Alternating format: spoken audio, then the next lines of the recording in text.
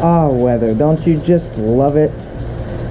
Welcome to sunny Florida.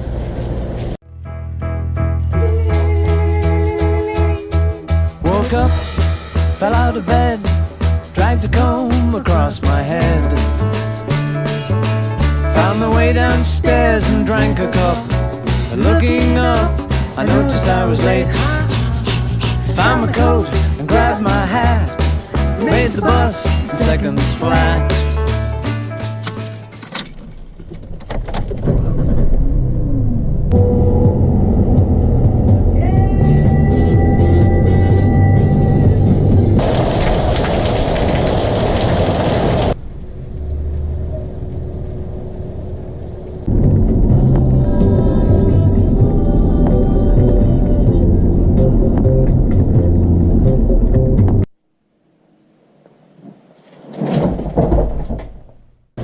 So, I have been delayed in my flight training progress. I have a cross country that I have been trying to fly. My first cross country for cross country hours in my logbook. And I've been unable to fly due to afternoon thunderstorms developing in the morning. I'm waking up about 6:30 every morning to drive down to Daytona, plan my flight based on the weather, and then even before I can pre-flight, cancel because the weather changes, and then, oh look, we can't fly VFR, visual flight rules, to our destination. And as a student pilot, I am restricted to flying within certain cloud clearances due to airspace that I am in. For example, I'm flying through Echo airspace. I have to maintain 500 feet clearance below the clouds, 1,000 feet clearance above the clouds, and 2,000 feet clearance horizontally. The last flight I flew successfully was June 1st, and then I flew a night flight on June 10th, and then I went flying on the 15th. The weather looked clear. However, we got up in the plane and the clouds started building around us. We were at cruising altitudes, the clouds were below us. Even before we can get through the north practice area, they were already building higher than us. Off in the distance, there was a cloud that was shooting up like a lava lamp. In fact, it was shooting up so fast that there was a layer of condensation, and it was flat at first as it was pushing up, and then it pushed it around the cloud and it punched through. Like, okay, that is in our route to flight. Turned to my instructor. I asked, do you have anything else planned for the day? He said yes. I didn't, but I was not going to get myself and my instructor stuck at Gainesville. So I made the call to turn around. We got 1 hour logged for that flight, and it doesn't count as a cross country. It's been 2 weeks now since I've tried to fly this cross country. And waking up early in the morning, driving down to Daytona, it's about an hour drive for me. One way, 40 to 50 miles. You know, doing that every morning gets tiring after a while. But, can I do anything about it? Nope, I can keep on trying. And every day, I will continue to try to fly until I get flying. But I don't think that will be for a little bit. We got tropical storms developing already, and this is just an evening shower. I mean, I didn't think we were supposed to get rain today.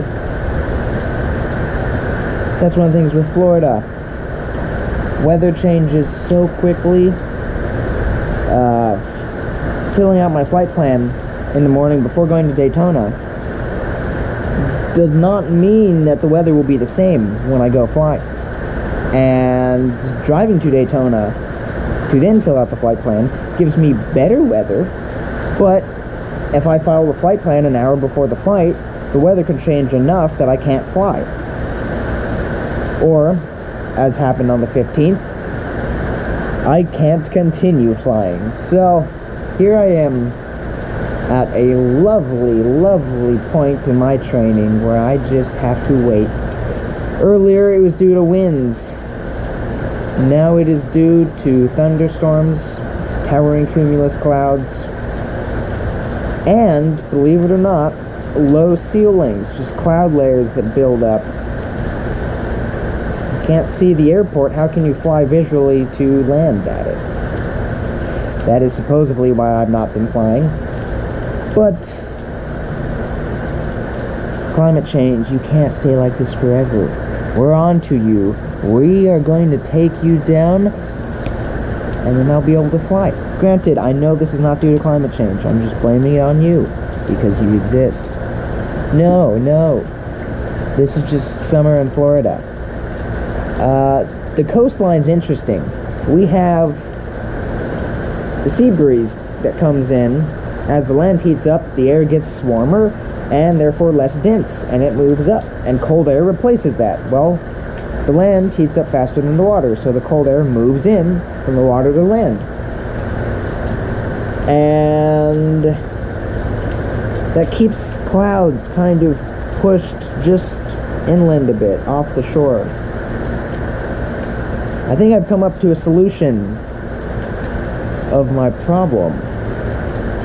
I will have a flight plan up the shoreline.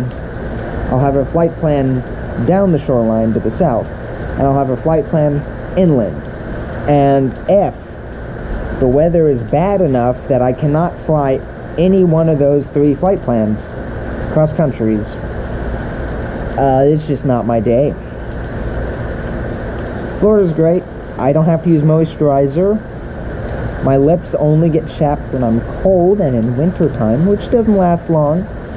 It's always allergy season. Yeah. The plants are green, though. I mean, we got that going for us. Oh, yeah. Humidity's up, 95%. Fortunately, humidity keeps the temperature from getting excessively hot. But lots of moisture, lots of changing temperatures leads to storms like this, and makes it difficult for a visual-only private pilot in training, student pilot rather, to fly. But I can tell you one thing. I am getting so good at making flight plans.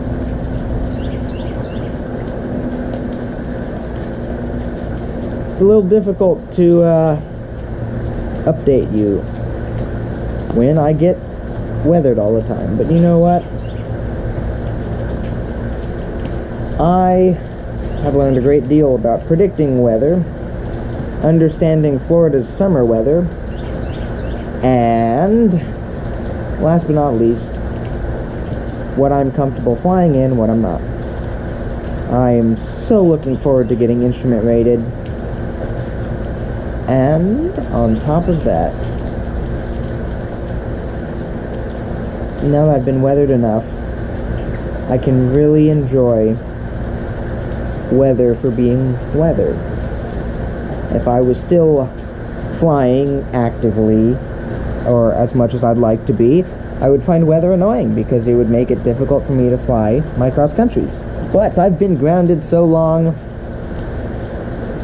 sometimes I can just sit back and enjoy what we have. My name's Justin General, and even though we haven't gone anywhere for a while, you are receiving flight following.